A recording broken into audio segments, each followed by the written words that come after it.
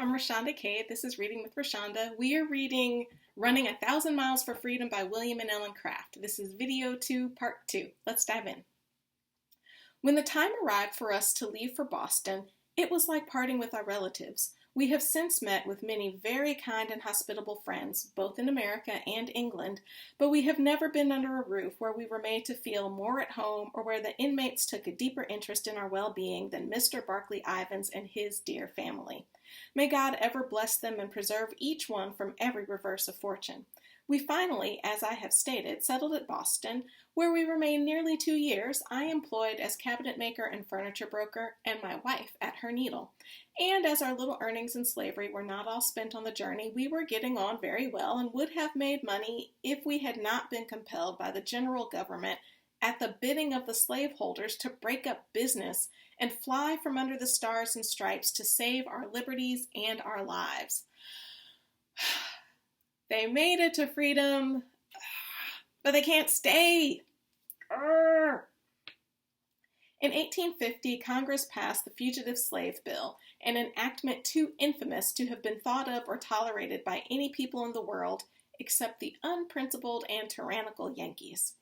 The following are a few of the leading features of the above law, which requires, under heavy penalties, that the inhabitants of the free states should not only refuse food and shelter to a starving, hunted human being, but also should assist, if called upon by the authorities, to seize the unhappy fugitive and send him back to slavery. So even if you are in a free state, and let's say you're a free white person living in a free state, the harshest of the fugitive slave laws passed in 1850 compels you to return fugitive slaves back to slavery. And we know how humans are. People found a way to turn a buck on this. It didn't matter to them if people were fugitive slaves or not. There were free people who were ripped from their homes and sent into slavery. Have you ever read 12 Years a Slave, Solomon Northrop's slave narrative? It was also a very good movie a few years ago. Anyway, he was a free man and he got ripped into slavery. So our friends William and Ellen, let's listen to what they're going to do. In no case is a person's evidence admitted in court in defense of his liberty when arrested under this law. Okay, so even if you weren't a fugitive slave and you were born free, if you were black, you couldn't admit evidence to your freedom in a court of law if somebody said you were a fugitive slave. You had zero recourse. If the judge decides that the prisoner is a slave, he gets $10, but if he sets him at liberty, he only receives $5. So you are compelled to send people back to slavery. It doesn't matter if they were free before you came upon them or not. And if you're the judge in the case, you get paid better to send people back to slavery. You tell me what was happening all the time. Folks getting sent down south, sent into slavery. Okay. I'll keep reading. After the prisoner has been sentenced to slavery, he is handed over to the U.S. Marshal, who has the power at the expense of the general government to summon a sufficient force to take the poor creature back to slavery and to the lash from which he fled. Our old masters sent agents to Boston after us. They took out warrants and placed them in the hands of the United States Marshal to execute. But the following letter from our highly esteemed and faithful friend, the Reverend Samuel May of Boston, to our equally dear and much lamented friend, Dr. Estlin of Bristol, will show why we were not taken into custody. 21 Cornhill, Boston, November 6, 1850. My dear Mr. Estlin, I trust that in God's good providence this letter will be handed to you in safety by our good friends William and Ellen Craft. They have lived amongst us about 2 years and have proved themselves worthy in all respects of our confidence and regard. Okay, so I'm happy he's writing this letter, but I'm angry that he has to. I'm angry that these people who escaped from slavery are making a life for themselves have to have somebody white tell somebody else white they're good people. treat them like people. Why do we have to have somebody say, treat these people like people? Why did we have to have it in 1850? Why do we have to have it in 2020? Treat people like people. Okay, the laws of this Republican and Christian land, tell it not in Moscow nor in Constantinople, regard them only as slaves, chattels, personal property. But they nobly vindicated their title and right to freedom 2 years since by winning their way to it. At least so they thought. But now the slave power, with the aid of Daniel Webster and a band of lesser traders, has enacted a law which puts their dearly bought liberties in the most imminent peril, holds out a strong temptation to every mercenary and unprincipled ruffian to become their kidnapper, and has stimulated the slaveholders generally to such desperate acts for the recovery of their fugitive property as have never before been enacted in the history of this government. Within a fortnight, 2 fellows from Macon, Georgia, have been in Boston for the purpose of arresting our friends William and Ellen. A writ was served against them from the United States District Court, but it was not served by the United States Marshal. Why not, is certainly not known. Perhaps through fear, for a general feeling of indignation, and a cool determination not to allow this young couple to be taken from Boston into slavery was aroused and pervaded the city. It is understood that one of the judges told the marshal that he would not be authorized in breaking the door of Craft's house. Craft kept himself close within the house, armed himself, and waited with remarkable composure the event. Ellen, in the meantime, had been taken to a retired place out of the city. The Vigilance Committee, appointed at a late meeting in Faneuil Hall, enlarged their numbers, held an almost permanent session, and appointed various subcommittees to act in different ways. One of these committees called repeatedly on Messrs. Hughes and Knight, the slave catchers, and requested and advised them to leave the city. At first they peremptorily refused to do so, till they got hold of the niggers. On complaint of different persons, these 2 fellows were several times arrested, carried before one of our county courts, and held to bail on charges of conspiracy to kidnap and of defamation and calling William and Ellen slaves. So there are these 2 guys who are in Boston to rip William and Ellen back into slavery.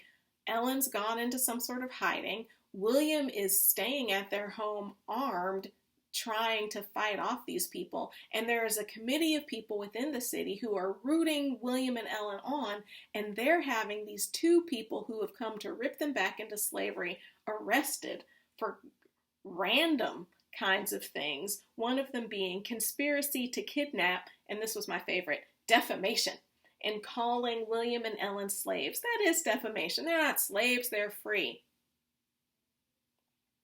All right, at length they became so alarmed, they being the two people hunting down William and Ellen, at length they became so alarmed that they left the city by an indirect route, evading the vigilance of many persons who were on the lookout for them. Hughes at one time was near losing his life at the hands of an infuriated colored man. While these men remained in the city, a prominent Whig gentleman sent word to William Craft that if he would submit peaceably to an arrest, he and his wife should be bought from their owners, cost what it might. No, thank you, sir. So what they're saying is one guy was like, just be arrested and we'll make sure you get bought back. No, thank you. No, thank you. If they go back into slavery, what inducement does the slave owner have to sell them to somebody? None. Zero. And the people who are talking about, we'll buy you back, what if they don't have the money? What if they change their minds? That's a risky proposition that I would have no parts of. Let's see what William and Ellen say. Craft replied, in effect, that he was in a measure the representative of all the other fugitives in Boston, some 200 or 300 in number, that if he gave up, they would all be at the mercy of the slave catchers and must fly from the city at any sacrifice, and that, if his freedom could be bought for 2 cents, he would not consent to compromise the matter in such a way. He refused it much more elegantly than I would have. This event has stirred up the slave spirit of the country, South and North. The United States government is determined to try its hand in enforcing the fugitive slave law, and William and Ellen Craft would be prominent objects of the slaveholders' vengeance. Under these circumstances, it is the almost unanimous opinion of their best friends that they should quit America as speedily as possible and seek an asylum in England. Oh, shame, shame upon us that Americans whose fathers fought against Great Britain in order to be free should have to acknowledge this disgraceful fact. God gave us a fair and goodly heritage in this land, but man has cursed it with his devices and crimes against human souls and human rights. Is America the land of the free and the home of the brave? God knows it is not, and we know it too. This was spoken in 1850, or written in a letter rather, in 1850. Is America the land of the free and the home of the brave? God knows it is not, and we know it too.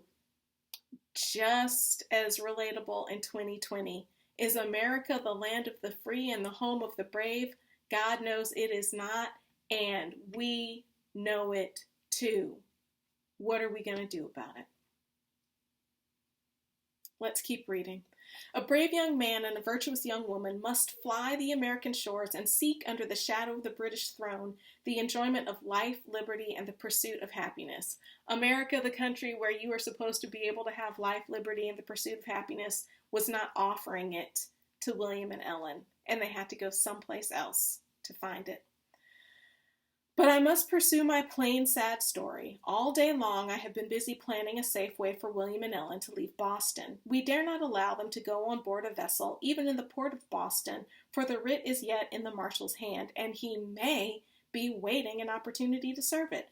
So I am expecting to accompany them tomorrow to Portland, Maine, which is beyond the reach of the marshal's authority, and there I hope to see them on board a British steamer. This letter is written to introduce you to them. I know you're in firm health, but I am sure if you were stretched on your bed in your last illness and could lift your hand at all, you would extend it to welcome these poor hunted fellow creatures. Henceforth, England is their nation and their home. It is with real regret for our personal loss in their departure, as well as burning shame for the land that is not worthy of them, that we send them away, or rather allow them to go. His heart is good, but you're allowing them to go? I mean, you're not their master either. They can come and go as they want. But with all the resolute courage they have shown in a most trying hour, they themselves see it is the part of a foolhardy rashness to attempt to stay here longer. I must close, and with many renewed thanks for all your kind word and deeds toward us, I am very respectfully yours, Samuel May, June. Oh, okay, Samuel May, Jr., not June. That's a good place to stop for today. So that's it for right now. I'm Rashonda Cade. This is Reading with Rashonda.